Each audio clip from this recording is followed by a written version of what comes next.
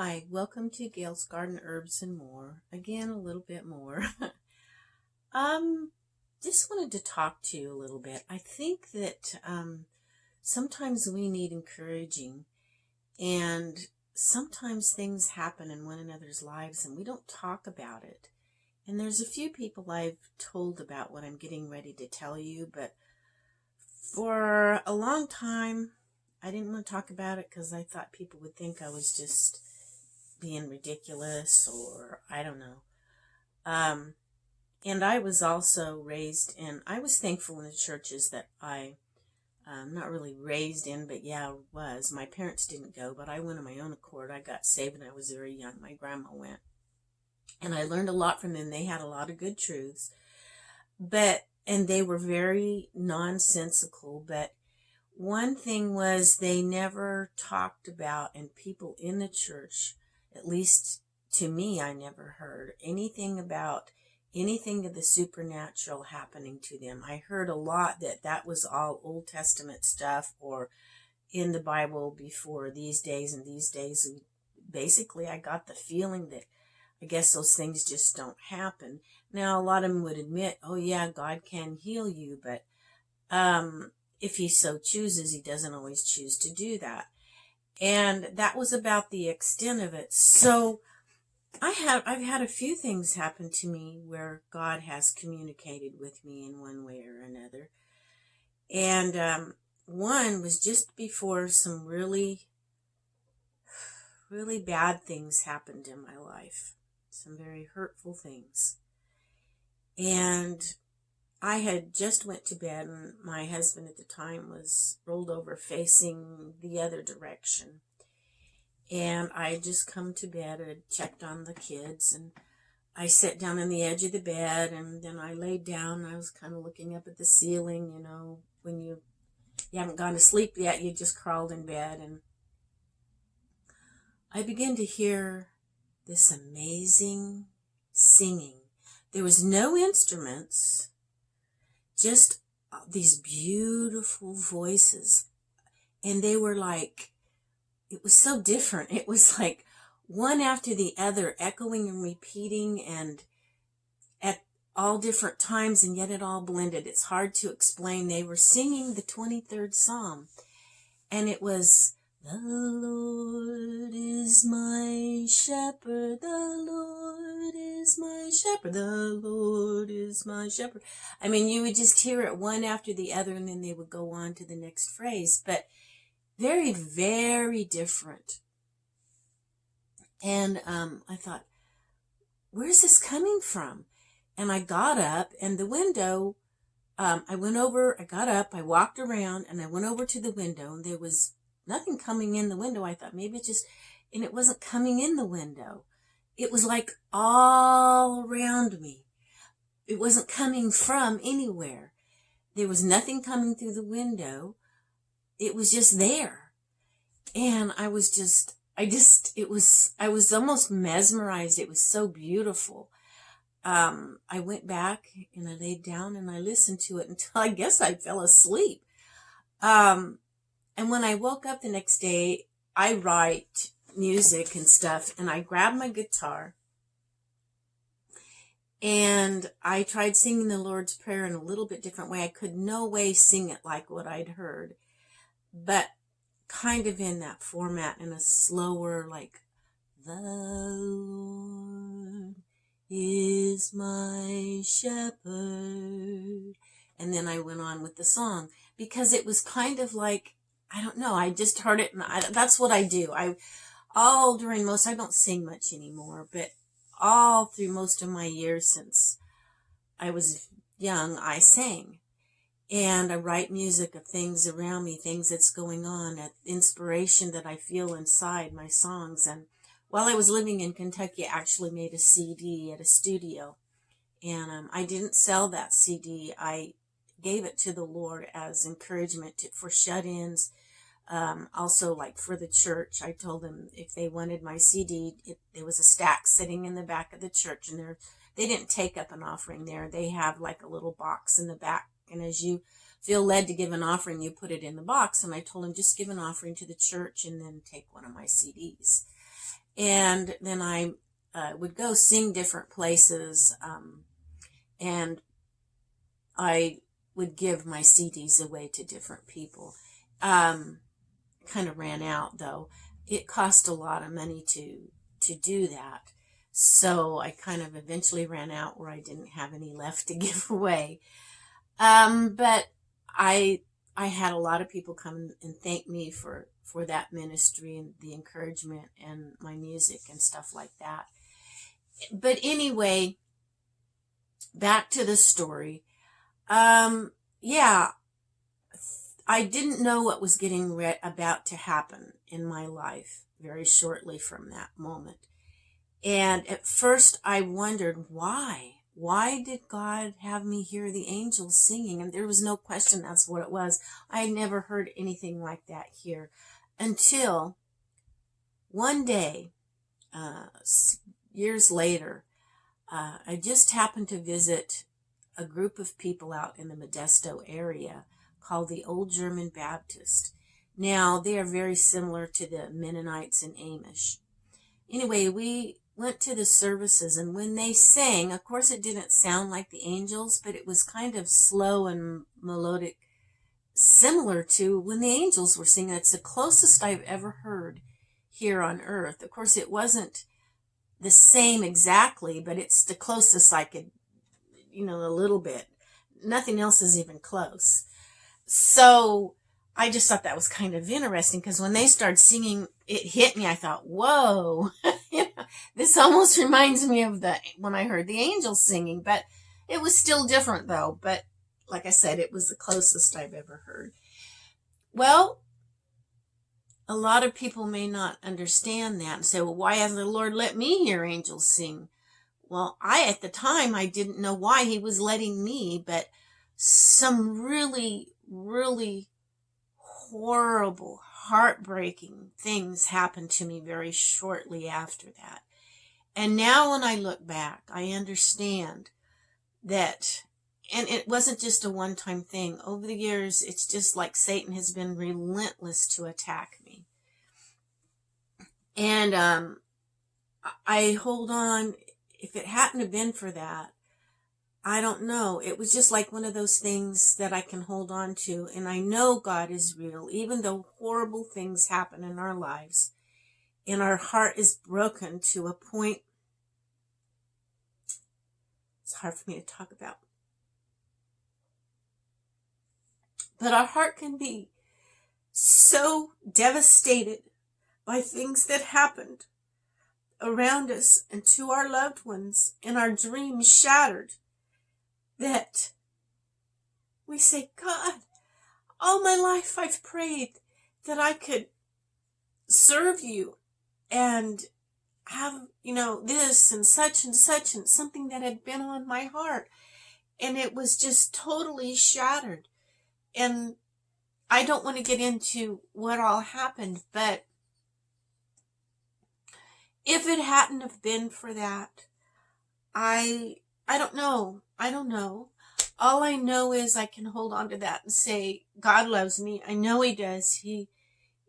The angels ministered to me that night. They sang to me. They encouraged me. They filled my heart with hope and love and joy. And I held on to that through those really, really hard times. And sometimes in the midst of some of that stuff, it happened. It's hard to explain without telling it, and I just don't feel I need to tell it. But because there's other people involved, and that's, often I do that. I try to be very respectful of my family and others and the privacy in their lives, and things that have happened they may not want to share. And maybe if they do, they want to share it from their perspective. But anyway, God is there, and he works differently in different people's lives. And I'm having a hard time when I hear people talk about, having a dream or the Lord speaking to them, because of the way I was raised, I guess. And yet at the same time, he spoke to me several times. in different ways, and different things have happened. And he, I will just tell one other. There's been a few, not a whole lot, but a few. One other time, my husband was away from home, and I had my kids and some others there that night. And they were all asleep, some in the living room, some in my daughter's bedroom.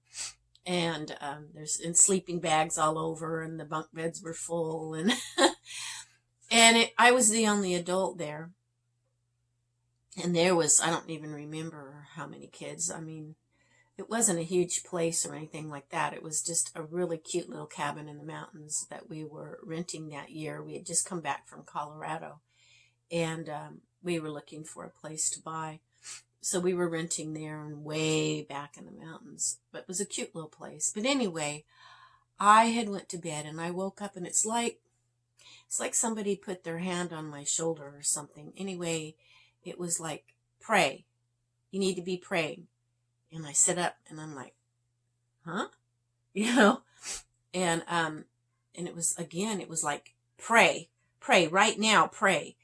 And so I said a quick prayer, but I was afraid something was going on in the other room. So I jumped up, and I went and I checked on all the kids, and everybody was fine, and they were sleeping, and they were breathing. So it wasn't any of the kids. Because you feel that responsibility as a parent, and also other children. Through the years when I have taught, those kids that were in my classes, I loved them, and I wanted to care for them like my own kids. I mean, you just have a caring in your heart. So I checked them. I was worried about them. I checked mine, my kids, everybody was fine. So I went back to bed, and then it hit me who I was to pray for. And so I went into serious prayer. And I looked at the clock, and it was like 1:10 in the morning or something. I can't remember for certain now, but I knew then. So later I went to that person, and they were telling a story of something that happened to them that night. And I asked, what time was that? And they told me, and God had stopped something really bad, and it was that same time that he had told me to pray. And I thought, wow. And I remember my grandma, and she was in the churches that I was raised in too, but God spoke to her. So there was some that did, and Grandma did share this with me. It was during the Second World War, and her sons were fighting in the war. And she had, I think there were 2 of them out on the ship. I'm not sure they were on the same ship. There might have only, I know of one for certain it was on the ship. I was thinking there were 2, but may have only been that one. This has been many, many years ago since she told me. And she also woke up, and she had this heavy, heavy burden to pray. And she just got down and prayed and prayed and prayed. And she found out later that that ship was being attacked. And at that same time, she was praying approximately. And the bombs were falling all around the ship, but they didn't hit the ship. And her son was okay, and everybody else, of course. So sometimes we are called to pray, and we need to be listening for that. We need to have our hearts in tune with God. I think there's many times in our lives that we just don't hear.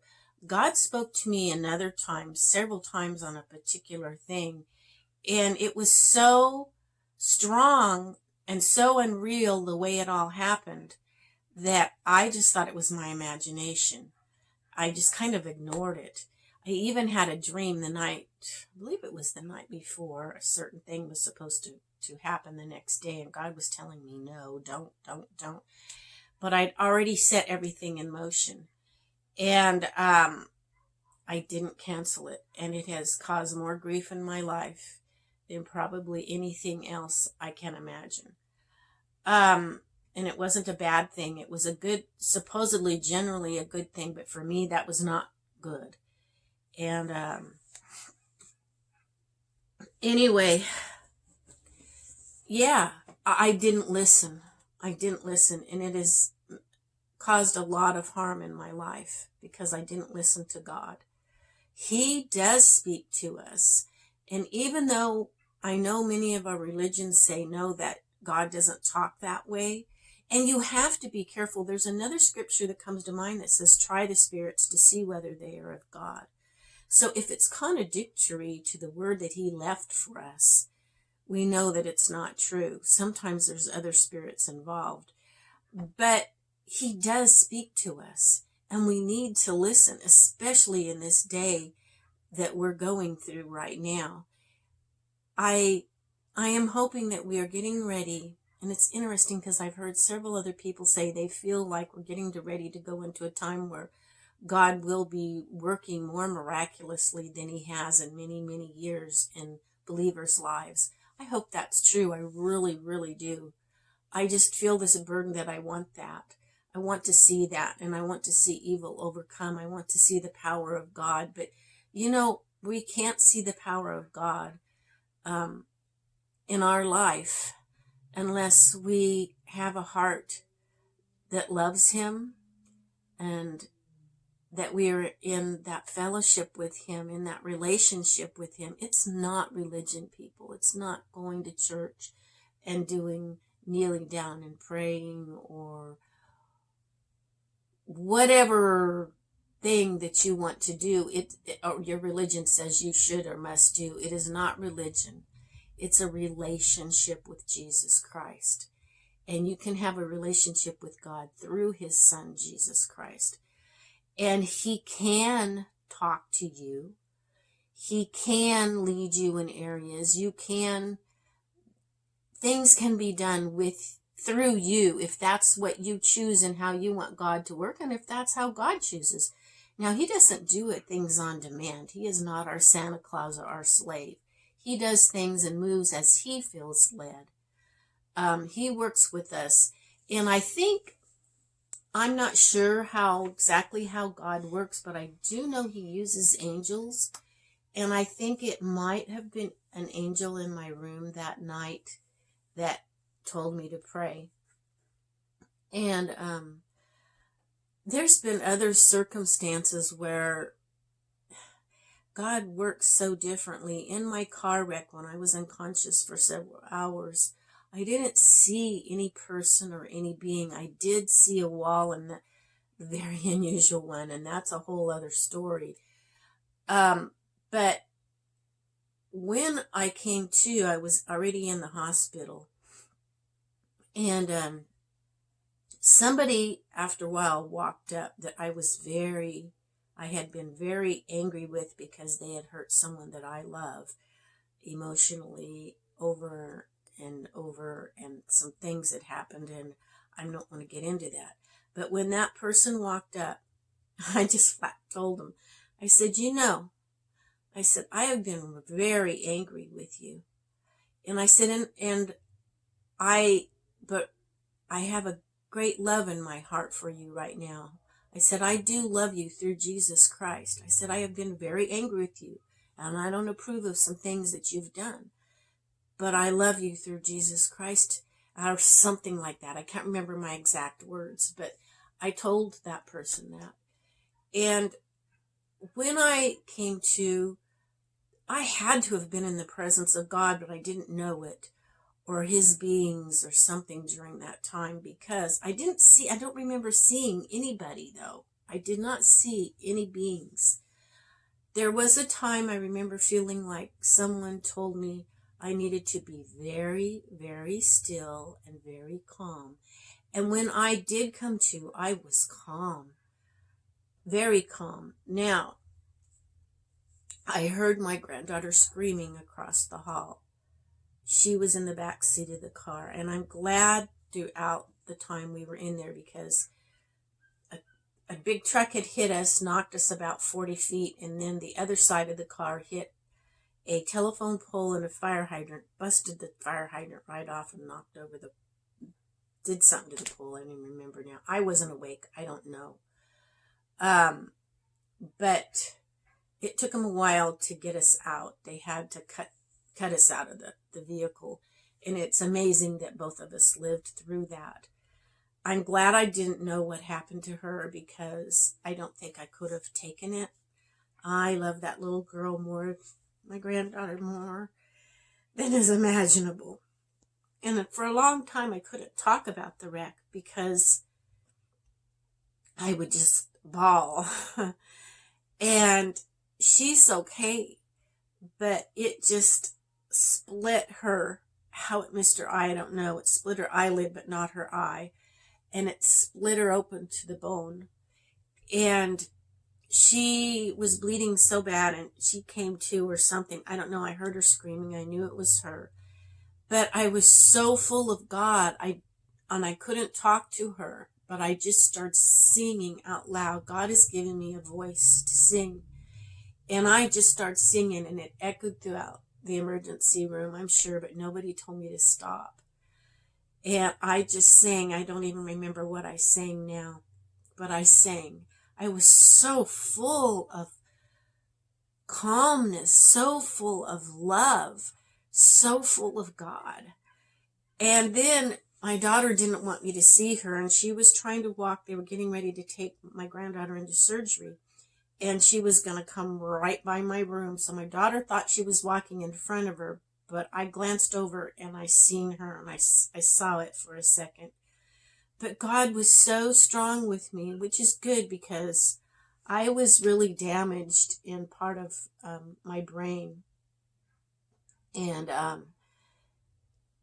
at the time, when they did the x-rays, it didn't show bleeding there, but I know there was because I felt it later, a few weeks later, I felt it, the actual hot drips dripping down inside my head. And then I went to the eye doctor because my eye didn't seem right, and my retina in the back had a bleed. And it had been quite a while after that, and they never caught that on that CAT scan. And yet it had to have been bleeding then because the eye doctor said it had already partially healed, and he didn't want to do where you shoot the ray in there, because he said where they hit that at will be a black spot, a blank spot for the rest of my life. And he was hoping if the eye healed itself, I wouldn't have that, and I would So we watched it close. It did heal. Thankfully, it did heal. And God's good because I'm really thankful for that. But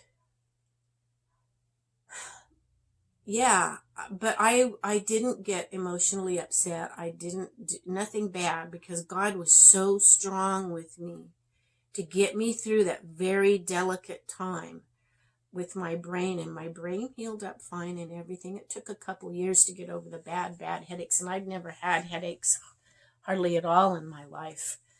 But it took me a couple years for those to finally go away, and it healed. But, we go through so many things in life, but God was good not to let me see what had happened to her. So God can be with you in many different ways. And maybe you don't need to go through anything. Maybe everybody's life path is different. But God will not give you more than you can bear, his word says. And we're going through people in our country right now are going through some really rough times. We need to be in prayer for one another.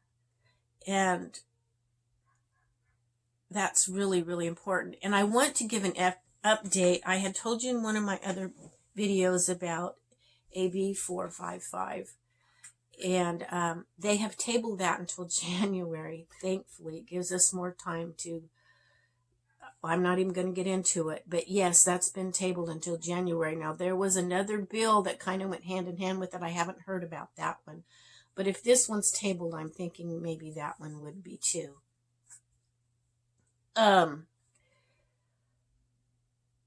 So, I don't know how long I've been talking. 24 minutes already, almost 25. Okay.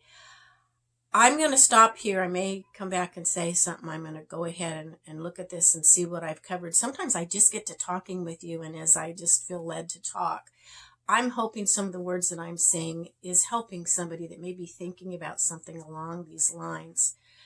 But prayer is very, very important. We're going through much stuff in this country. we may all have to go through some more really bad things, and maybe only some of us will, and there'll be pockets of us that may not go through too bad. Others will go through worse. Everybody's an individual. You're at different times in your life, and God works with you as who you are, and your personality and your makeup and your life experiences. So when you hear someone else talk, don't think it's supposed to be just like them, or you're not right with God or something like that. It doesn't work that way. God knows our makeup and what's the best in our life. So I think, leave you with that, and ask God's blessings on all those that are listening to me right now. And we will catch you next time. Bye now.